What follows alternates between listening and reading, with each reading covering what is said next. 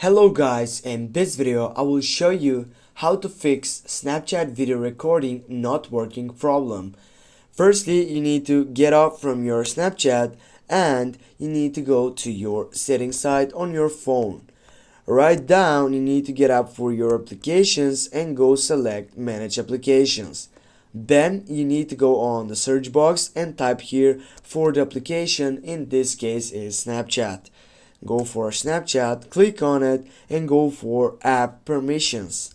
Now this is so important to get at allowed on camera section by allow only while using the application, and when you get back go for files and media. Also, this is one of the most important things which you can get up and allow it to permission. Now if it's, for example, don't allow, you need to get up and go for allow access to media only.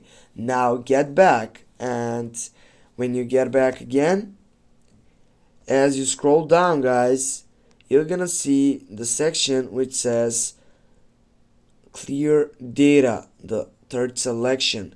Click on that clear data and go for clear all data, go OK, and I hope help you guys. Thanks for watching. Don't forget to hit that like and share the video. See you soon.